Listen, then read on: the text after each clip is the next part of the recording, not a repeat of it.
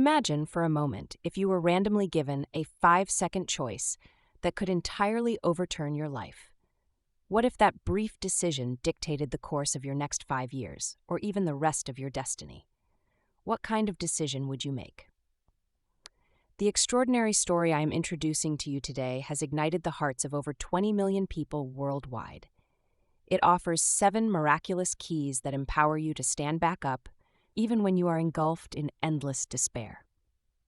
I invite you to join the astonishing time travel journey of an ordinary father who thought his life had reached a tragic end. As we navigate the long and arduous journey of life, there inevitably comes an agonizing moment when we feel entirely stripped of the strength to take even a single step forward. The protagonist of this story, David Ponder, stood precariously on the very edge of such a precipice. At the age of 46, a time when he should have been stable, he is abruptly and unfairly fired from the company to which he dedicated his entire youth.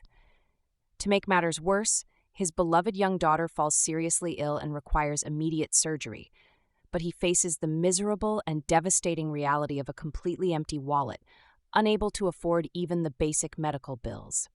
Overwhelmed by deep apologies to his family and toxic self-loathing, he reaches a breaking point where he wants to give up on everything forever. In that agonizing moment, David drives his old car recklessly through the dark streets in a pouring rainstorm, crashes violently, and loses consciousness on the cold asphalt. However, the moment he heavily lifts his eyelids again, he discovers that this is not the end, but rather the opening of a bizarre and mystical door to time travel. Escaping the horrific pain of reality, David is transported through the unfamiliar corridors of time, where he meets 7 monumental historical figures at immense turning points in human history, absorbing their profound wisdom one by one. The first figure he encounters is the American president, Harry S. Truman. The man who had to bear the heaviest responsibilities and make the most critical decisions in global history hands David his first stern decision. The buck stops here. This is a painful yet deeply truthful message that one must fully accept absolute responsibility for every outcome, big or small, that occurs in their life. It teaches that instead of using past misfortunes as excuses or blaming harsh surrounding environments, true inner transformation begins only when you unconditionally accept that you are the true master of your life and every situation within it. Next, David falls into the magnificent palace of King Solomon, the great and wise ruler of ancient Israel. King Solomon teaches him to abandon the arrogance of acting as if he knows everything, and helps him realize the paramount importance of a humble heart that desperately seeks true wisdom. The third person he meets is Colonel Chamberlain, who played a heroic role in the Battle of Gettysburg during the American Civil War. In a desperate combat situation where his troops were severely outnumbered, Chamberlain instills in David the genuine courage of a man of action who never steps back but charges forward with a bayonet. He demonstrates the heavy truth that miracles never visit those who merely think and hesitate. Only those who boldly translate their beliefs into action create new history. The fourth encounter is with Christopher Columbus, who personally proves the power of unwavering conviction and a resolute heart amidst harrowing hardships.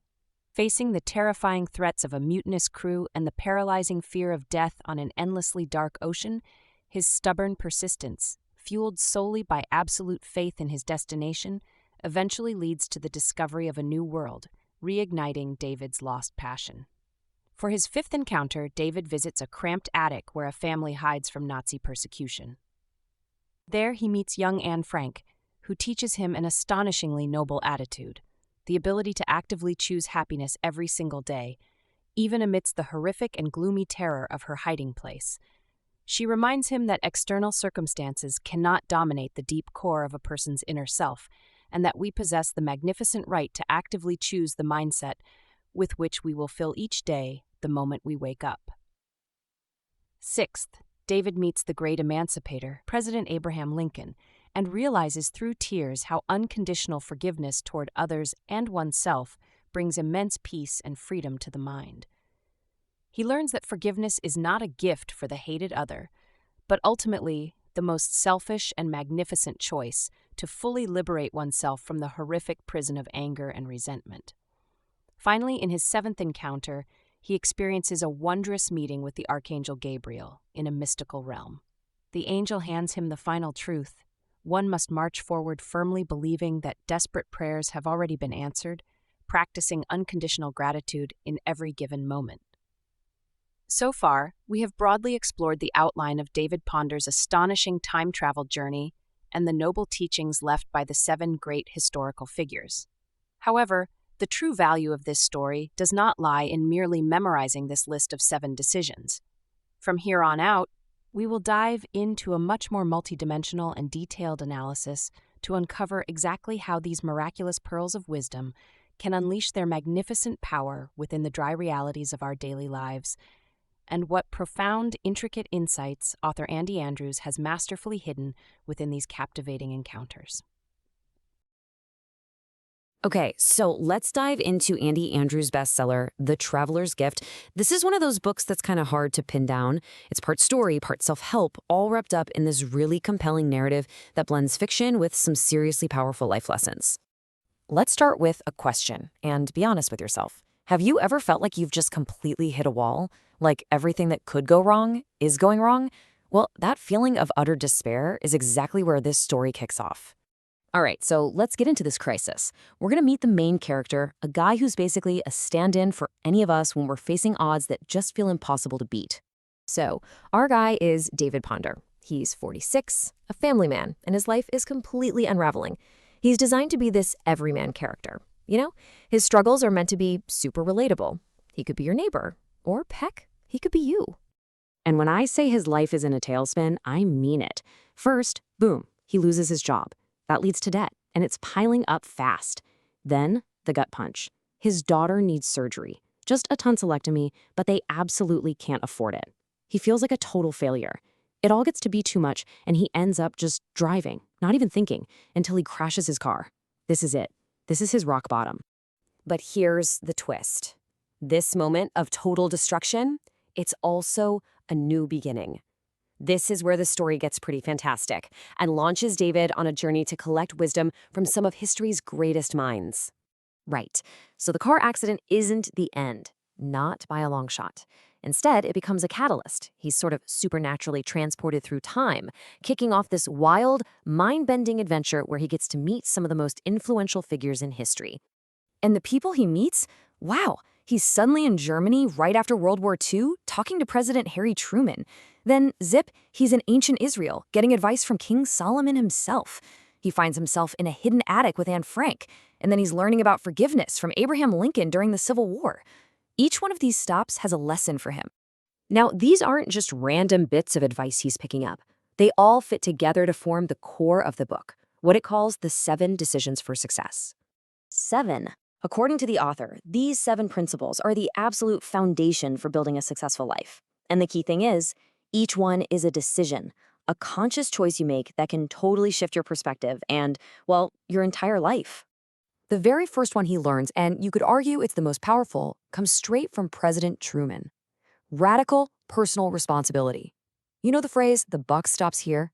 The message is simple. Stop blaming your parents, your boss, the economy. You are responsible for your past, and you are responsible for your success, period. And then there's this lesson, and it comes from such an unbelievably powerful source, Anne Frank.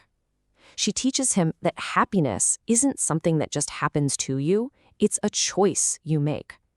Her point is that complaining is just an activity, like listening to the radio. You can always choose to turn it off. I mean, think about that. If she could find gratitude in her circumstances, what excuse do we have? Okay, so here's the whole shebang. All 7 decisions in one place. It's like a roadmap. We've got Truman's The Buck Stops Here and Anne Frank's Choose to Be Happy. Then there's seeking wisdom from King Solomon, taking decisive action like Joshua Chamberlain, and having that unstoppable, committed heart like Christopher Columbus. Abraham Lincoln teaches him to have a forgiving spirit. And the last one, persist without exception. Just don't quit. They all build on each other. But hey, not everyone is totally sold on the book. And to get the full picture, we've got to look at what some of the critics had to say. This quote from a review really nails the critical viewpoint. The idea is, yeah, the book is inspiring to a lot of people, But are the ideas really that deep, or are they just common sense dressed up in a nice story? So, the main knocks against it are these. For one, some historians might cringe at the creative liberties taken. Others say the advice is fine, it's solid, but it's not exactly new or revolutionary.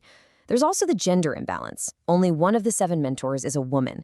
And for some, the ending, where David becomes rich and famous, feels a little too much like a fairy tale. So it kind of boils down to 2 different takes, right? On one hand, you've got an inspiring, creative story about positive thinking and taking control of your own destiny. On the other hand, critics might say it's just a self-help book disguised as a novel, and maybe not a perfect one at that. Okay, so putting the criticisms aside for a second, what's the ultimate takeaway here? What's the one big idea at the very heart of The Traveler's Gift? It all comes down to this. Life is about choices. Success, whatever that means to you, isn't about what happens to you. It's about the choices you make every single day in response to what happens. That's it. That's the core lesson. I love this metaphor from the book because it explains the whole idea so perfectly.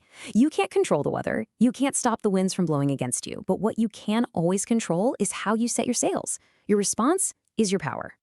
And let's be super clear. This isn't about magical thinking or just wishing for a better life. The whole time travel thing is really just a plot device.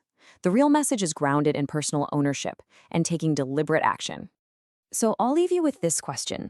Thinking about everything we just talked about, what's one choice, just one, that you could make today that could change the direction of your whole day?